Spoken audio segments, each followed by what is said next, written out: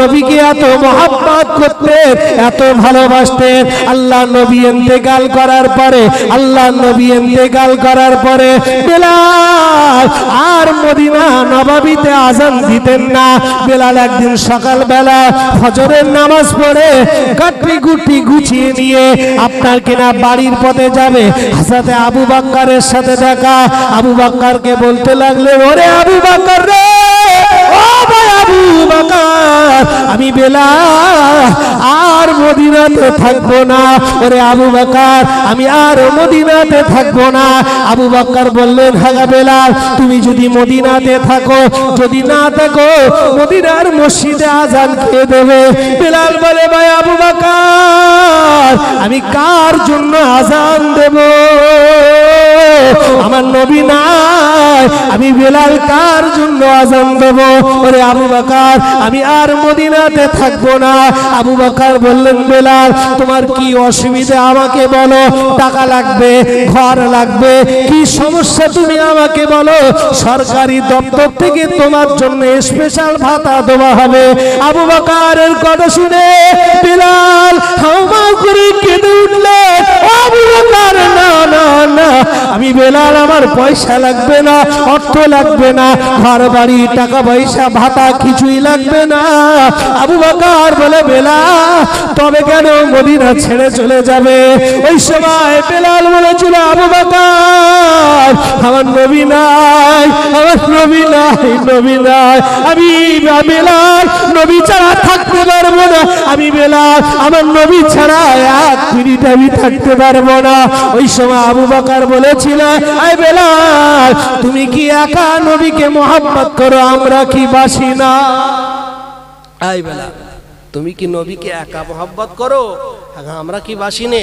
নবী ইন্তেকাল করেছে, আমাদের কি কষ্ট হয় না? সব কষ্ট কি তুমি তোমার একা?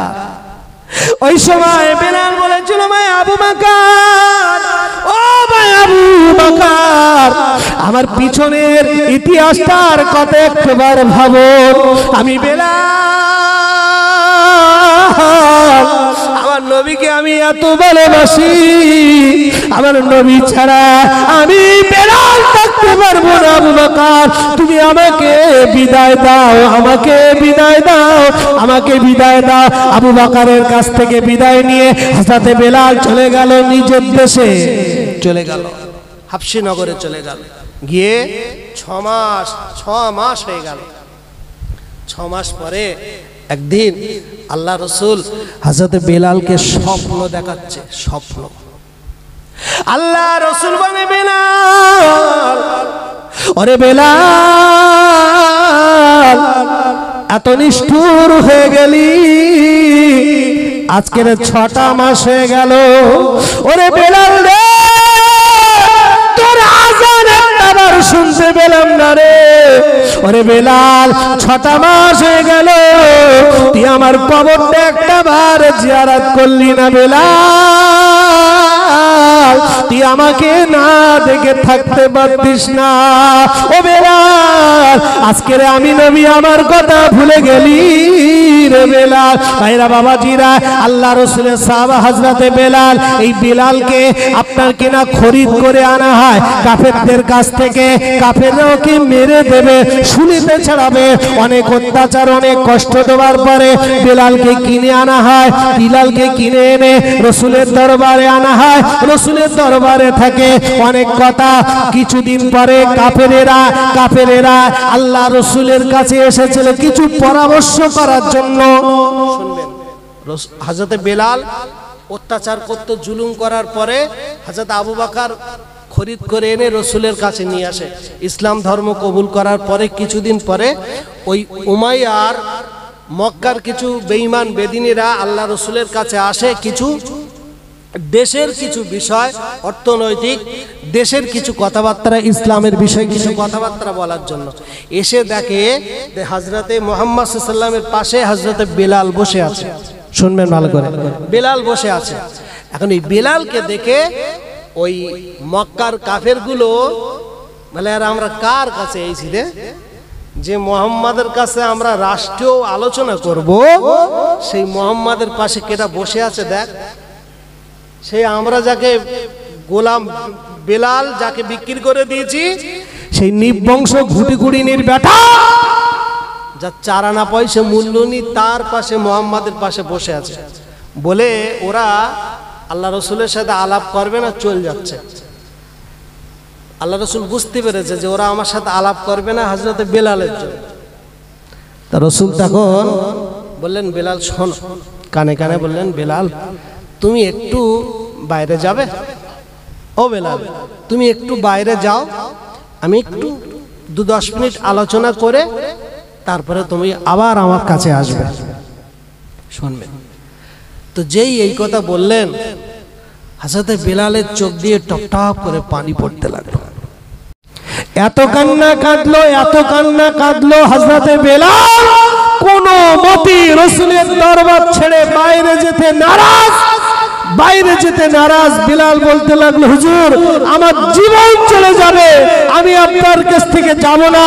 আল্লাহ রসুল ওই সময় বেলালকে বলেছিল, বেলাল যাও না বেলাল, আবার তো তুমি পরে আসবে। ও বেলাল, তুমি গেলে যদি আমি কিছু আলাপ আলোচনা করে যদি আমার জাতির জন্য কিছু মানুষকে যদি আমি হেদায়েতের বাণী দিতে পারি, সেটা তো সবার জন্য ভালো। হযরত বেলাল বলেছিল, ইয়া রাসূলুল্লাহ, হুজুর আমি বেলাল মরে যাব, হুজুর আমি বেলাল পাগল হয়ে যাব, হুজুর আমি বেলাল আপনার দরবার ছাড়বো না, হুজুর আপনার চাঁদ মুখখানা না দেখলে আমি বেলাল এত কষ্ট হয়, এত কষ্ট হয়। হযরত বেলাল এত কান্না কাঁদে। আল্লাহ রাসূল বেলালের প্রতি একটু ক্ষোভ করলেন, বেলালের প্রতি একটু দুঃখ করলেন। ও বাবাজি, ভুল বুঝবেন না, ইসলাম কত সুন্দর ব্যবস্থা দেখে। আল্লাহ নবী যখন বেলালের প্রতি একটু অত সন্তুষ্ট বোধ করলেন, সঙ্গে সঙ্গে আমার আল্লাহ ওহী নাজিল করে ফেরেশতা জিবরিল আমিনের মাধ্যমে আমার হাবিবকে বলে, হাবিব বেলালের মনে কষ্ট দিও না, ও হাবিব বেলালের মনে কষ্ট দিও না, হাবিব রে ওরা তোমার সাথে আলাপ করুক বা নাই করুক, বেলালকে তুমি তাড়িয়ে দিও না। আল্লাহর তরফ থেকে রায় এসে গেল, আল্লাহর তরফ থেকে রায় এসে গেল, বেলাল পাশে থাক, আমার লক্ষ মানুষ দরকার নেই, একজন হোক অন্তরের সাথে ভালোবাসার জন্য একজনেরই দরকার, আমার 100 জনের দরকার নেই। জোরে বলেন সুবহানাল্লাহ। হ্যাঁ, মসজিদ ভরে মুসল্লি দরকার নেই, দুটো হোক, খাঁটি হোক। কথা বললেন না? আল্লাহ তো সেটাই শিক্ষা দিলেন যে ওই লোকগুলো যদি রাসূলের সাথে কিছু আলাপ আলোচনা করত, ইসলামের আরো প্রচার প্রসার হতো, ভালো হতো তো। কিন্তু আল্লাহ কি বললেন, দরকার নেই, দরকার নেই, ওদেরকে হটিয়ে দাও, আমার বেলালই থাক, আমার বেলালই যথেষ্ট ইসলামের জন্য। জোরে বলে, আমার অত লোকের দরকার নেই। বেলালের মহব্বতের কাছে আল্লাহ রসুল হার মানলো, বেলালের মহব্বতের কাছে স্বয়ং আল্লাহ হার মেনেছে। জোরে বলবেন না সুবহানাল্লাহ। সেই বেলাল আল্লাহ রসুল বলছে, এই বেলাল স্বপ্ন দেখাচ্ছে এবারে 6 মাস পরে, এই বেলাল সেদিনের কথা মনে নেই? এই বেলাল আজকে 6 মাস হয়ে গেল তোর আজান শুনিনি। আল্লাহ রসুলের সাহাবা বেলালের জবান ছিল তোতলা। আশহাদু আল্লা ইলাহা ইল্লাল্লাহ আজানে বলা হয় না, আশহাদু আল্লা ইলাহা ইল্লাল্লাহ। এই আশহাদু না বলে হযরত বেলাল বলতে আশহাদু, আশহাদু, আশহাদু এরকম বলতে, জবান তোতলা, জবান তোতলা মানে জিহ্বাটা তো ঘুরতে হবে, পারে না, জবান তোতলা, এমনি তোতলা, কালো কুৎসিত, এত কালো ধারণা করা যাবে না, বেলালের মতন কালো আর হয় না। তো এই বেলাল যখন আজান দিত, মক্কার মানুষ তাদের আরবি গ্রামার জ্ঞান আছে, যেটা আরবিয়ান মাখরাজ জানে, ওদের আরবি সব জবানের ঠিক আছে, বোঝে। এখন ওই আশহাদু যখন বলে, কাফেররা মস্করা করে, দেখেছিস মুহাম্মদ মসজিদ করেছে, মসজিদে নবাবিতে একটা মুয়াজ্জিন রেখেছে, দেখ তার ভাষা দেখ, আজান দিচ্ছে কি বলতেছে দেখ। জি এই যখন কুটুক্তি করে, এক কথা সে এক কথা যখন বলে, কিছু কিছু সাহাবার মাইন্ডে লাগে। আল্লাহ রাসূলের কাছে এসে বলে, হুজুর অমুক নেই বলতেছে, হুজুর অমুক নেই বলছে, বেলালকে নিয়ে কুটুক্তি করছে, মন্তব্য করছে, হুজুর তা বেলালকে একটু বাদ দিলে হয় না? বেলালকে বাদ দিলে আমরা মাথা উঁচু করে থাকতে পারি। তো বেলালকে বললো ঠিক আছে বাবা। তো বলে একদিন হযরত বেলালের আজান আল্লাহ রাসূল দিতে মানা করলেন, এই বাবা বেলাল আজান দেবে না তো আজকে। বলে একজন সাহাবা যার জবান ভালো, এলান ভালো, সুন্দর কণ্ঠ, তাদেরকে আজান দিল। সে তো একটা ঢাকা সুরি কত সুন্দর করে আজান দিয়েছে, বিরাট আজান। সারা মদিনা গম গম করতে লাগলো, সারা মদিনা গম গম করতে লাগলো। কাফেররা বলতে কত সুন্দর আজান, কি সুন্দর লাগলো, কি সুন্দর কণ্ঠ, মাশাআল্লাহ। শুনে কলিজা ঠান্ডা হয়ে গেল। বিরাট আজান, ভালো আজান হয়ে গেল, নামাজ হয়ে গেল, সব হয়ে গেল। মদিনা নববীতে বসে আছে আল্লাহ রসুল, ফেরেশতা জিবরিল এসে হাজির। এসে বলছি, ইয়া রাসূলুল্লাহ আজকের আসরের আজান দেবেন না? মদিনা নববীতে আজকে আসরে আজান দেবে? বলছে হ্যাঁ জিবরাইল, আজান হয়ে গেল, নামাজ হয়ে গেলে তো বসে আছি, তো নামাজ কালাম পড়ে তো বসে আছি। তো বলছে আল্লাহ বলেন আজকে আসরের আজান স্বয়ং আল্লাহ শুনতে পাইনি। জোরে বলবেন না? সারা মদিনার মানুষ শুনে খুশি, মক্কা মদিনার মানুষ শুনে খুশি, কাফেরেরা খুশি, সবাই খুশি। আজকের আজান হয়েছে ধুমধামের সহিত, শওকতের সহিত, ইজ্জতের সহিত। কিন্তু সে আজান আল্লাহ শুনতে পাইনি। ইস, বলছে তাই আজকে আরশে আজিমে আল্লাহ আজান শুনতে পাইনি, মদিনা নববীর আজান স্বয়ং আল্লাহ নিজে শোনে। জোরে বলেন সুবহানাল্লাহ, নিজে শোনে। সেখান থেকে বোঝা গেল আবার আজান দিল হযরত বেলাল। আজান শুনতে পেল, আল্লাহর তরফ থেকে আওয়াজ হলো, হাবিব হ্যাঁ আমি আসরের আজান শুনেছি। জোরে বলেন সুবহানাল্লাহ। সেখান থেকে হযরত বেলাল আর মদিনা নববীর কোন ওয়াক্ত বেলাল ছাড়া অন্য কেউ আজান দিতেন না। সেই বেলাল 6টা মাস হয়ে গেল। আল্লাহ নবী বেলালকে বলতে লাগলো, বেলাল ওরে বেলাল, বেলাল ওরে বেলাল, আজকে 6টা মাস হয়ে গেল বেলাল, আমি নবী আমার তোমার আজান একটা বার শুনলাম না রে বেলাল। ওরে বেলাল একটাবার আমি নবী আমার কবরটা জিয়ারত করো। বেলাল রে এত নিষ্ঠুর কেন বেলাল? ও বেলাল আমি নবী, আমার কবরটা একটাবার জিয়ারত করলে না? হযরত বেলাল ফজরের নামাজ পড়ে আর দেরি করলেন না, গাঁটরি গুটরি গুছিয়ে নিয়ে সোজা মদিনা নববীতে এসে হাজির হয়ে গেল। সর্বপ্রথমে আল্লাহ নবীর কবরটা জিয়ারত করলেন, জান ভরে জিয়ারত করলেন। ইয়া রাসূলুল্লাহ হাবিবাল্লাহ হুজুর, ইয়া রাসূলুল্লাহ হাবিবাল্লাহ হুজুর, হুজুর আপনি আমাকে তলব করেছেন। হুজুর আমি বেলাল, আমি হাবশী দেশ থেকে আপনার কাছে এসেছি হুজুর। আল্লাহর সাহাবা বেলাল, আমার নবীর সাহাবা বেলাল কখন নবীর কবর জিয়ারত করতে করতে একটু তন্দ্রা এসে গেল। ওই তন্দ্রার ভিতরে আমার নবী বেলালকে আবার বলে, বেলাল ও বেলাল তোমার আজান আমি একটু শুনবো। ও বেলাল একটু আজান শুনবো। বেলালের ঘুম ভেঙে গেল। বেলাল তখন নবীকে বলতে লাগলো, হুজুর গো আমি বেলাল যতদিন মদিনা নববীতে আজান দিয়েছি হুজুর আপনি তারপর ইমামতি করেছেন। আমি আজান দিতাম, আপনি আমার আজান শুনতেন, আপনি চলে আসতেন। হুজুর আমি জিয়ারত করতে এসেছি, হুজুর আপনার কথা মতো আমি আজান দেব, কিন্তু হুজুর শর্ত হলো আমি আপনাকে যেন মদিনাতে দেখতে পাই। আমি বেলাল যেন আপনাকে মদিনার কাতারে, মদিনার মেম্বারে আমি বেলালের আজানের পরে আপনাকে যেন মসজিদের ভিতরে দেখতে পাই। আপনি আমার কাছে দাবি করেছেন আজান শুনবো, তো আমারও দাবি আমি আজান দিলে আপনাকে যেন দেখতে পাই মদিনা নববীতে। জোরে বলেন সুবহানাল্লাহ। কি ভালোবাসা, কি ভালোবাসা। হযরত বেলাল কোনো মতেই আজান দেবে না। আবু বকর দাবি করে আজান দাও, ওমর দাবি করে আজান দাও, উসমান দাবি করে আজান দাও, আলী দাবি করে আজান দাও। গোটা মদিনার মসজিদে যত সাহাবা ছিল, রাসূলের লক্ষ লক্ষ সাহাবা, সবাই দাবি করে আজান দাও। কিন্তু বেলাল এক বাক্যে দাবি, আজান দিতে পারি, আজান দেওয়ার পরে আমার নবী যেন হাজির হবে। তোমরা দায়িত্ব নাও, আজান দিতে পারে যদি রসুল হাজির হয়, আজানের পরে যেন নবীকে দেখি। কিন্তু সেটা তো সম্ভব না, সম্ভব সম্ভব না। ভাইরা বাবাজিরা, নওজোয়ানেরা, যুবকেরা, ও তরুণ বন্ধুরা, গভীরভাবে আলোচনা বোঝেন।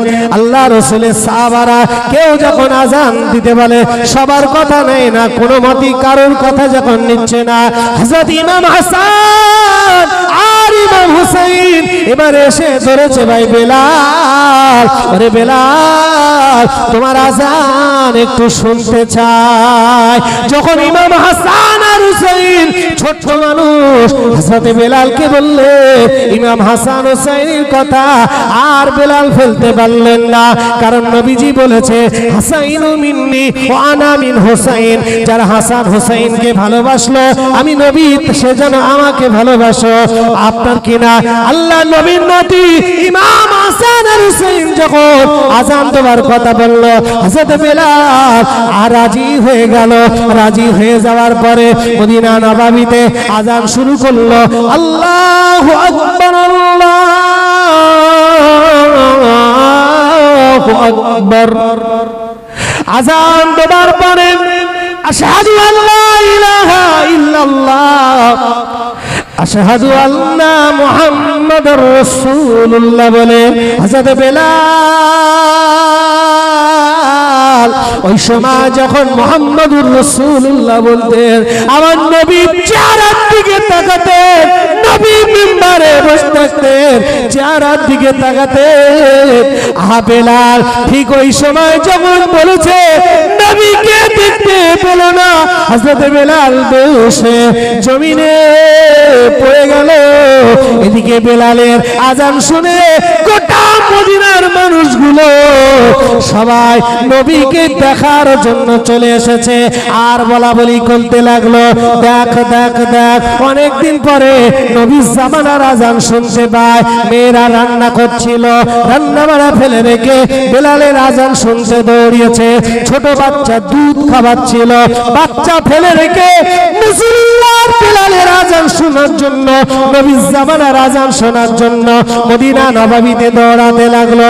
খোঁড়া খোঁড়া মানুষগুলো, ন্যাংরা ন্যাংরা মানুষগুলো, তারা নবী মনে হয় কবর থেকে উঠে এসেছে, ওরে চল চল চল চল, নবীর জামানার আজান শুনতে যাব। আর একবার জোরে বলেন সুবহানাল্লাহ, দরুদ শরীফ, আল্লাহুম্মা সাল্লি আলা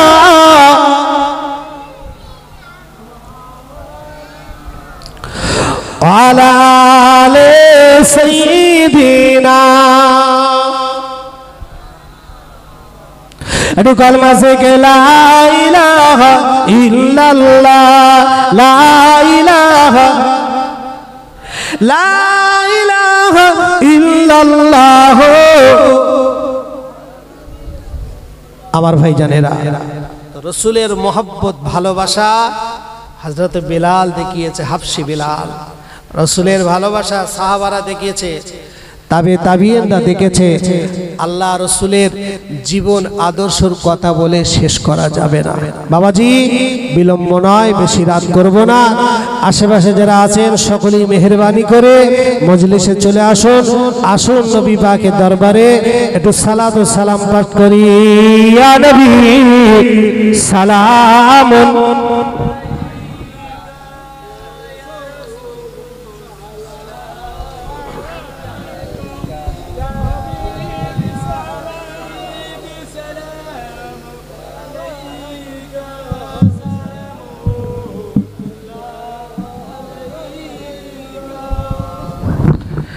জিবরাইল ডাকে এবারে বার, খুলে দাও আসমানের দুয়ার, এসেছেন নবী ঈদের সরদার। ইয়া নবী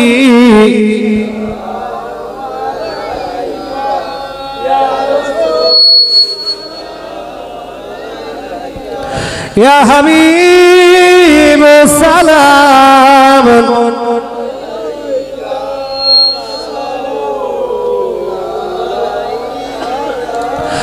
আজানে শুনি তোমার নাম, নামাজে পড়ি তোমার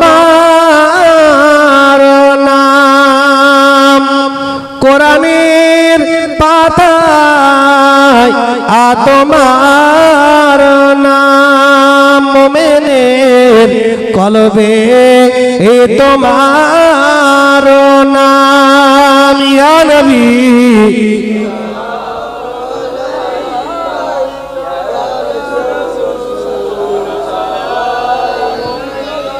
ইয়া হাবিব সালাম,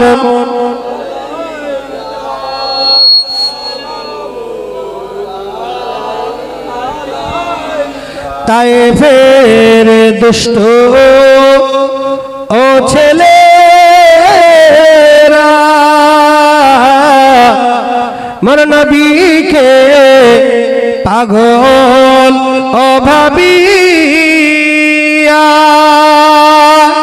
ছুড়িল পাথর মারিয়া, উঠিল আরশ ও কাঁপিয়া, ইয়া নবী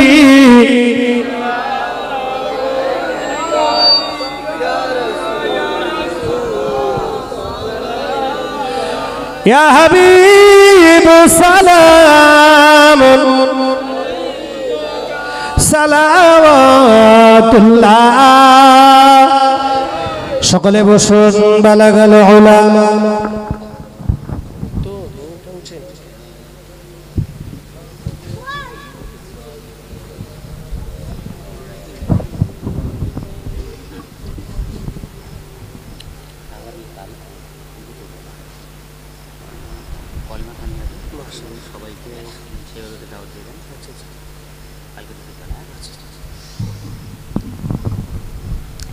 দরুদ শরীফ আল্লাহুম্মা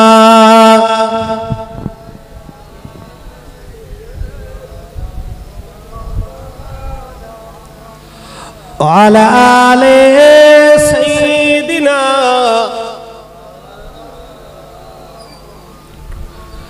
একটু কলমা জিকির লা ইলাহা ইল্লাল্লাহ, লা ইলাহা লা ইলাহা ইল্লাল্লাহ, আল্লাহুম্মা সাল্লি আলা মাওলানা আলা আলি সাইয়্যিদিনা।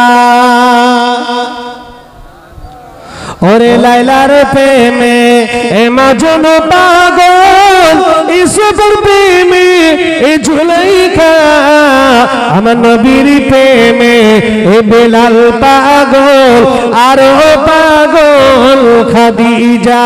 ওরে মনে ভাবি এবার আশা আমরা সবাই যাব মদিনা, আর চুমা দিব এ হাজরে আসওয়াদ, মদের নসিবে কি হবে না।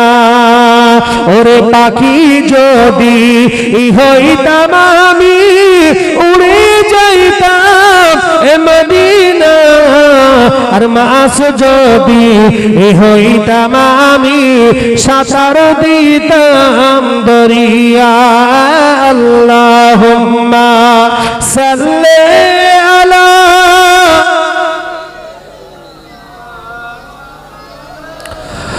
আলা আলি সাইয়্যিদিনা। আমার ভাই জানেরা, আমার আব্বা জানেরা, নওজোয়ান যুবকেরা, তরুণেরা, জি মাশাআল্লাহ, বাড়িওয়ালা আপনাদেরকে আগামী কালকে দুপুরবেলা আবার আপনাদেরকে কলমাখানের দাওয়াত দিয়েছে। আপনারা সকলেই যথাসময়ে তানার বাড়িতে এসে হাজির হবেন ইনশাআল্লাহ। আর আজকের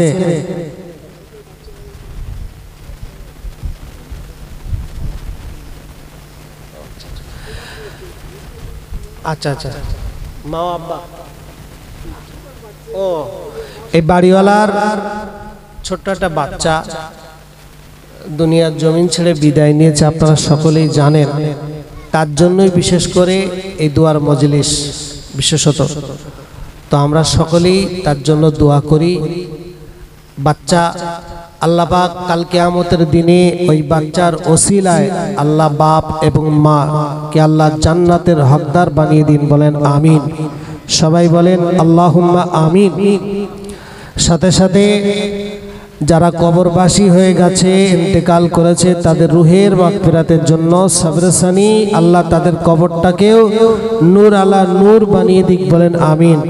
আজকে ভাইজান যে আয়োজন ইন্তজাম করেছে, আমরা বক্তা শ্রোতা যারা আসতে পেরেছি সবাইকে আল্লাহ কবুল করে নেন, বলেন আমিন।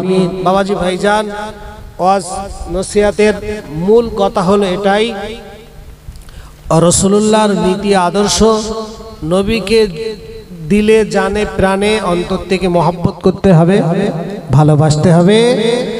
আর রসুলের রেখে যাওয়া সুন্নাত, রসুলের রেখে যাওয়া আদেশ নিষেধগুলো আমাদেরকে মেনে নিতে হবে।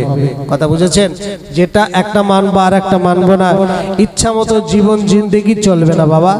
যেটা কোরআন হাদিস মোতাবেক শরিয়াতের সিস্টেম অনুযায়ী আমাদেরকে দিয়ে গেছে, সেটাই আমাদের বাস্তবায়িত করতে হবে। যাই বা হোক, মুক্তাসার হবে। কোরআন পড়াশোনা আছে নাকি?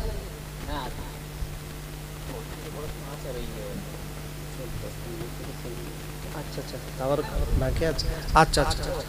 আর ভাইরা, 11:30টায় শেষ করার কথা ছিল, তো অলরেডি 11:20 হয়ে গেছে।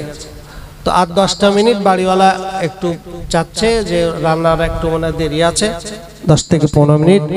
তা আমি 10 মিনিটের ভিতরে আমি আর কি বলবো, আমি এই রসুলের জীবন চরিত্রের, রসুলের বাল্য জীবনের কিছু কথা আমি একটু বলি, আপনারা একটু শুনুন।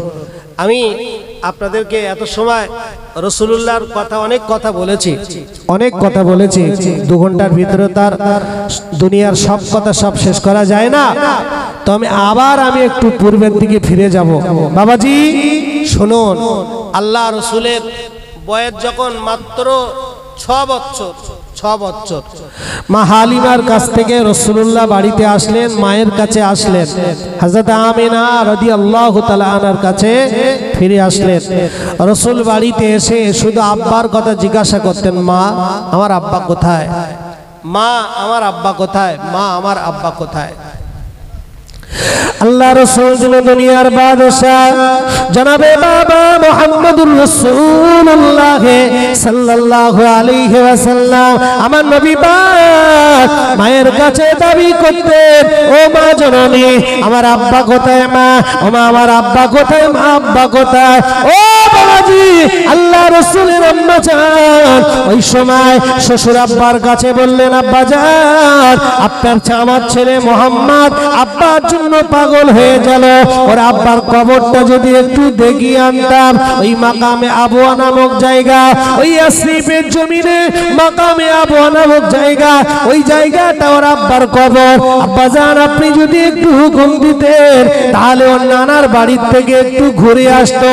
ওই ইয়াসরিব রাসূলের আব্বা জানের কবর যেখানে, রাসূলের আব্বা জানের কবরটা যেখানে, ওই রাস্তা দিয়ে যেতে হবে রাসূলের মামার বাড়ি, অর্থাৎ রাসূলের নানার বাড়ি। বাবাজি ও নওজওয়ানেরা, যুবকেরা, দাদু আব্দুল মুত্তালিব বললেন, ঠিক আছে বৌমা যাও, বাপের বাড়ি কিছুদিন থাকবে, মুহাম্মদকে নিয়ে 1 মাস ওখানে থাকবে। 1 মাস থাকার পরে তারপরে ওর আব্বার কবরটা দেখিয়ে আব্বার কবরটা জিয়ারত করে তারপরে বাড়িতে চলে আসবে। ভাইরা বাবাজিরা, আল্লাহ রাসূল দীর্ঘ সময় তায়েফের জমিনে ছিল, নানার বাড়ি যাওয়া হয়নি। নবী আমার নানার বাড়িতে যেতে পারেনি। দাদুর কাছ থেকে হুকুম নিয়ে আম্মা জান আমিনা বাপের বাড়িতে চলে গেল। বাপের বাড়ি থাকে সেখানে টানা 1 মাস। রাসূলুল্লাহ নানার বাড়ি, আল্লাহ নবী সেখানে বেশ ভালোই থাকে, বেশ ভালোই ঘোরাফেরা করে, খেলাধুলা করে। ছোট্ট মুহাম্মদুর রাসূলুল্লাহ 1 মাস কাটানোর পরে এবার রাসূলুল্লাহ ছেলেকে নিয়ে আর আমিনা নবীর মা আমিনা আমেনা ছেলেকে নিয়ে আমার নবীকে নিয়ে বাপের কবরটা দেখতে আসছে ওই ইয়াসরিবের জমিনে মাকামে আবুয়া নামক জায়গা। আল্লাহ নবীর আম্মা মাকামে আবুয়া নামক জায়গাতে এসে আব্বাজানের কবরটা দেখিয়ে দিয়ে বলে, মুহাম্মদ ওই দেখো তোমার বাপের কবর, ওই ওখানে তোমার আব্বা শুয়ে আছে। ভাইরা বাবাজিরা, আল্লাহ নবী দৌড়ে গিয়ে আব্বাজানের কবরের কাছে গিয়ে আল্লাহর নবী আব্বাজানকে সালাম দেয়। আল্লাহ নবী সালাম দিয়ে আব্বাজানকে বলে, আব্বা আপনি এখানে কেন ঘুমিয়ে আছেন? আব্বা আপনি ওঠেন, আব্বা আপনি ওঠেন, আব্বা বাড়ি চলে, আব্বা আপনি এখানে কেন ঘুমিয়ে আছেন? ও আব্বা আমি মুহাম্মদ, আমাকে একটা বার মুহাম্মদ বলে ডাকো। ও আব্বা আমাকে একটু কোলে তুলে না, একটু স্পের চুম্মা দাও। বাপের চুম্মা খেতে সন্তান চায় না, চায় না। ও বাবা যে ভাই জানে না আল্লাহ নবীর জীবনে এত কান্না আমার নবী জীবনে কাঁদেনি গো বাবা। রাবি লিখেছেন, কেতাবালা লিখছেন, আল্লাহ নবী বাপের কবরটা জড়িয়ে ধরে এত কান্না কাঁদছে, এত কান্না কাঁদছে। নবীর কান্নাতে আসমানও সেদিন কেঁদেছিল, নবীর কান্নাতে ফেরেশতারা পর্যন্ত কেঁদেছিল। আম্মা জান আমিনা দূর থেকে দেখে, দূর থেকে দে আমিনা চোখ দিয়ে টপ টপ টপ টপ করে পানি পড়তে লাগলো। এত পানি পড়ে, এত পানি পড়ে, আর স্বামীর কথা মনে করছে। স্বামিনী ও আব্দুল্লাহ, ও আমার প্রাণের স্বামী, আপনি সেদিন ওই 2 মাস বয়স আপনি বাণিজ্যে বেরিয়ে যাবেন। ও স্বামিনী, সেই যে ঘর থেকে বেরিয়ে দরজার সম্মুখে দাঁড়িয়ে আমার মাথায় হাত দিয়ে বলেছিল, আমিনা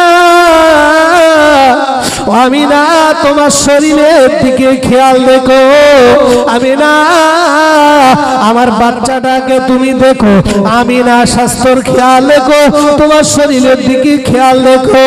ওরে স্বামী, সেই যে চলে গেলে আজ পর্যন্ত আর বাড়িতে ফিরলে না।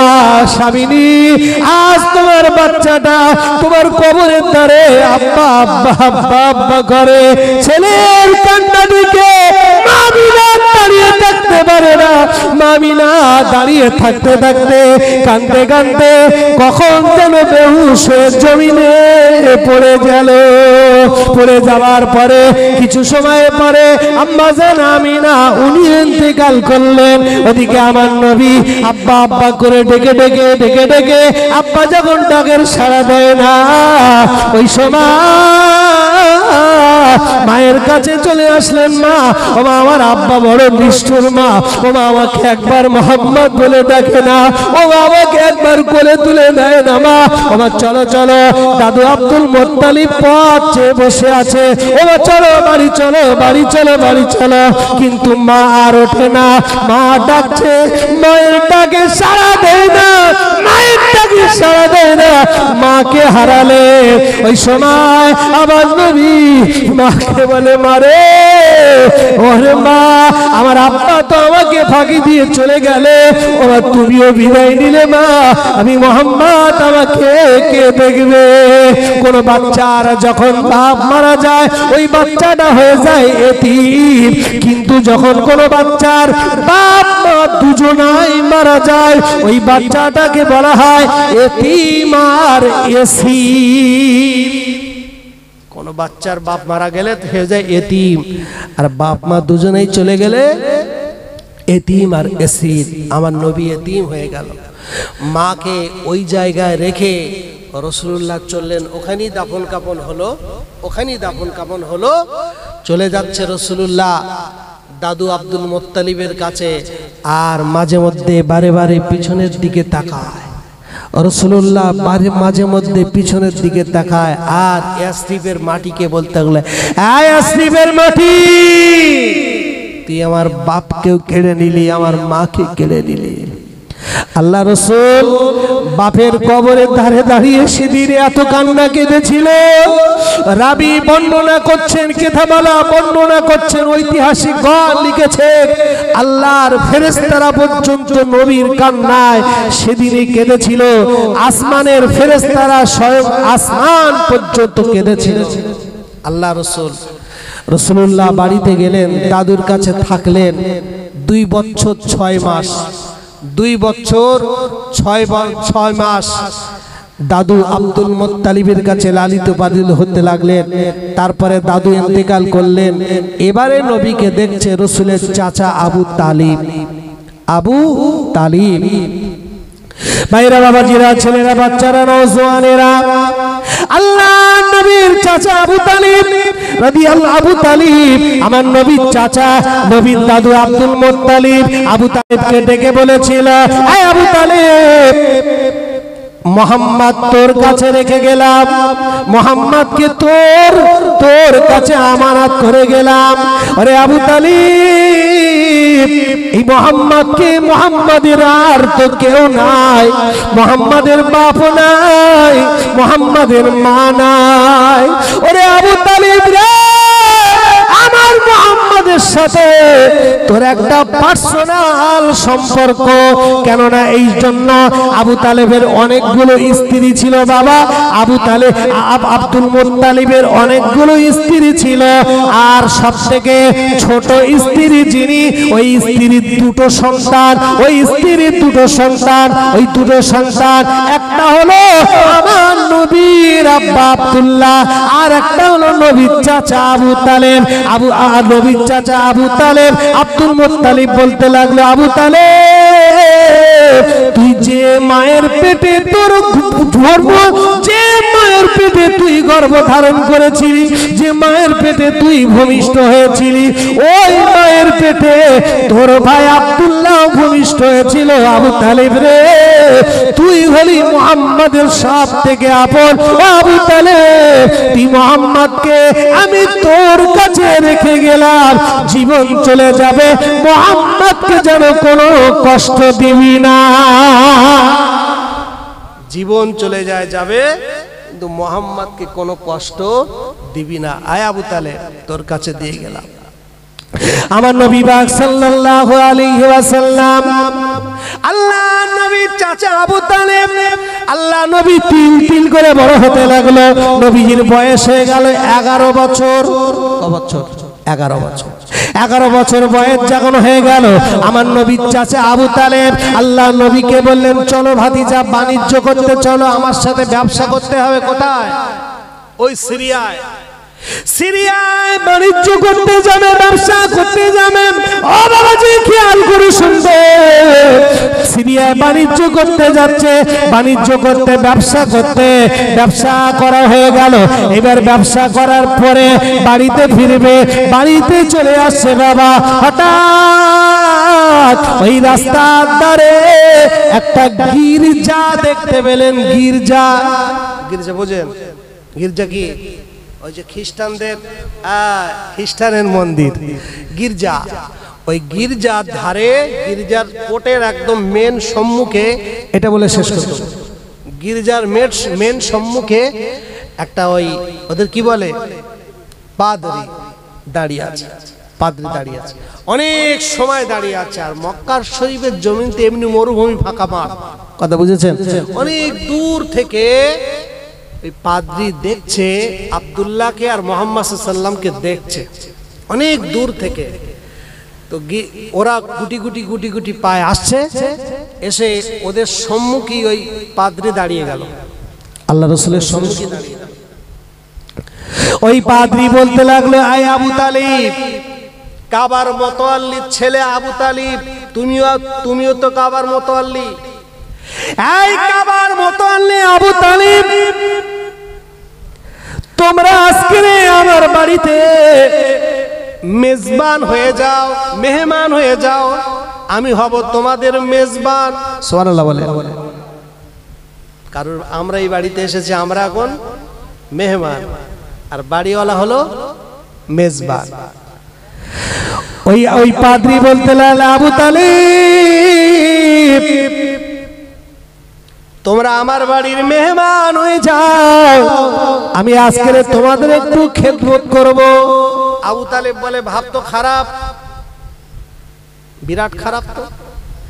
আমি এখানে বাণিজ্য করতে আসি অনেক দিন, কোনদিন শালা আমার দিকে একটু ভালো খবর নেয় না,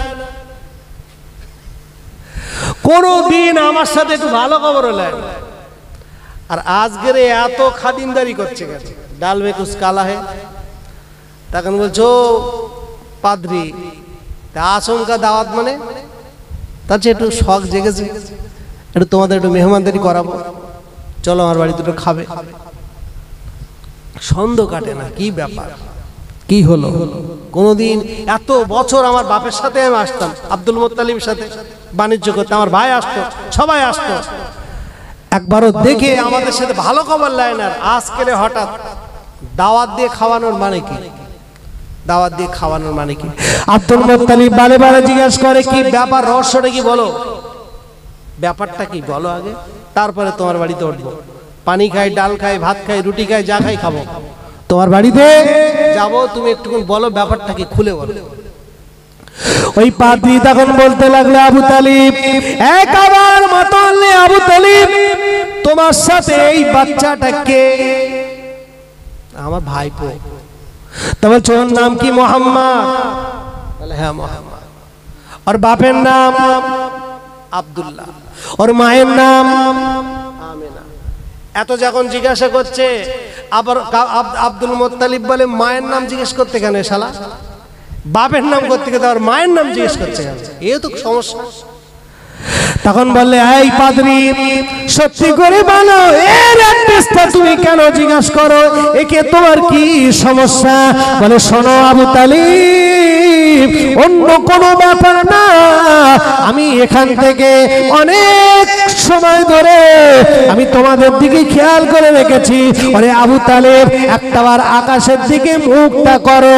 আকাশের দিকে মুখটা করে দেখলো আকাশের উপরে এক টুকরো মেঘ দাঁড়িয়ে আছে। ওই মেঘটা অনেক দূর থেকে আমার নবী যেদিকে যায় ওই মেঘটা সেদিকে যায়। আমি আবি পা ধরিয়ে অনেক দূর থেকে দেখি, অনেক দূর থেকে দেখছি এই বাচ্চাটা যেদিকে যায় মেঘটা সেদিকে যায়, ওই বাচ্চাটা যেদিকে যায় এই মোহাম্মদ যেদিকে যায় মেঘটা সেদিকে যায়। আরে আবু তালিব আমার মনে হয়েছে এই বাচ্চাটা কোনো সাধারণ বাচ্চা না, আমি তো তোমাদের কোরআনের ভিতরে আমাদের ধর্মের ভিতরে আমি বাইবেলের ভিতরে পেয়েছি এই বাচ্চাটার কথা। এ আবু তালিব শোনো শোনো, আমি শুনেছি এই বাচ্চাটা হবে মক্কায়, এই বাচ্চাটার নাম হবে মুহাম্মদ, এর মায়ের নাম আমিনা, এর বাপের নাম আব্দুল্লাহ। ওরে আবু তালিব আমার মনে হয়েছে এই বাচ্চাটা হবে আখিরি জামানার নবী। ও আবু তালিব একটাবার চলো না, এই বাচ্চাটাকে সাথে আমি তোমাদেরকে একটু নিজে হাতে মেহমানদারি করতে চাই। আর একবার জোরে বলেন সুবহানাল্লাহ। ইহুদির বাচ্চা, খ্রিস্টানের বাচ্চা, নাসারার বাচ্চা, হিন্দুর বাচ্চা, বৌদ্ধর বাচ্চা, পাদ্রীর বাচ্চা, খ্রিস্টানের বাচ্চা, এরা রসুলকে চিনলো, এরা নবীকে জানলো, বুঝলো, চিনলো, কিন্তু আমাদের মুসলমান ঘরের কিছু নেড়ের বাচ্চা এরা চিনলো না। কথা বললেন না, নেড়ের বাচ্চা এরা চিনলো না। আবার রসুলের মায়ের গর্ভে আল্লাহর নবী যখন মা জননীর গর্ভে রসুলের 8 মাস যখন মা আমিনার পেটে বাচ্চা 8 মাস আব্দুল্লাহ ইন্তেকাল করেছে, তো আমিনা ঘরে থাকে আর ঘরের সাইড দিয়ে রাস্তা, আশেপাশে রাস্তা, যুবক ছেলেরা যায় আর একটা সুগন্ধি মেশকে আম্বার সুগন্ধি একটা এত সুন্দর সেন্ট পায়, আর ওই সেন্টটা এত দূর থেকে পায় যুবক ছেলেরা পাগল। একদিন গ্রামের সব যুবকেরা মিটিং করে কাবার মোতাল্লি আব্দুল মুত্তালিবের কাছে এসেছে, এসে বলছো কাবার মোতাল্লি শোনো তোমার কাছে একটা নালিশ। কি বলো?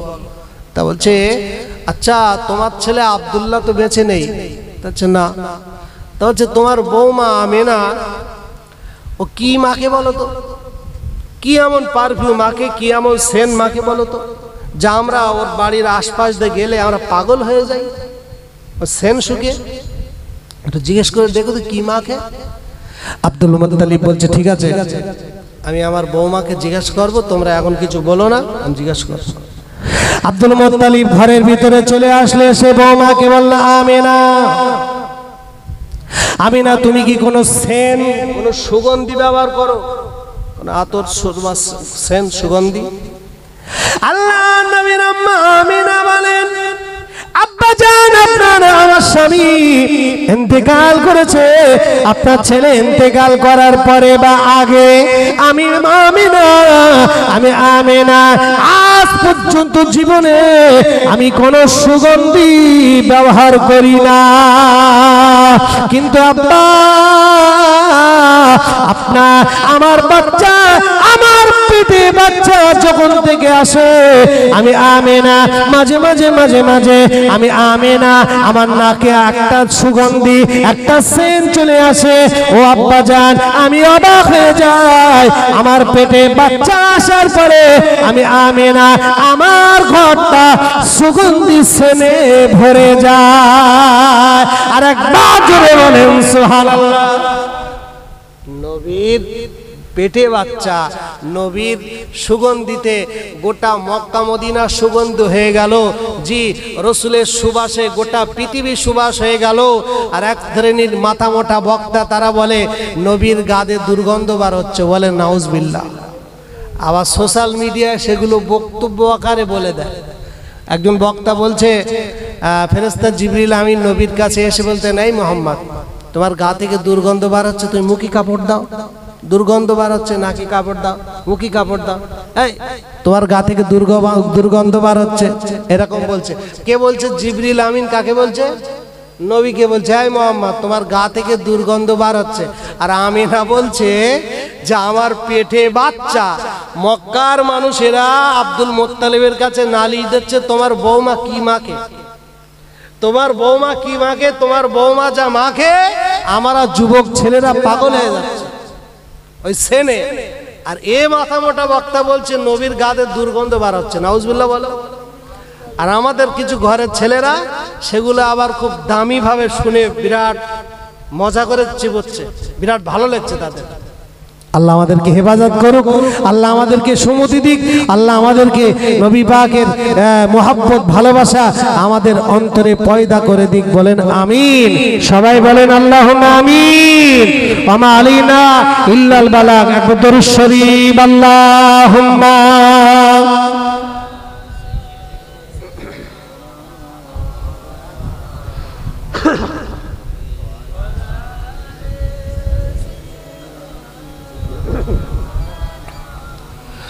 সকলে বিসমিল্লাহ শেষ ফাতিহা 3 বার, সূরা ইখলাস 3 বার, 11 বার দরুদ শরীফ পড়ে।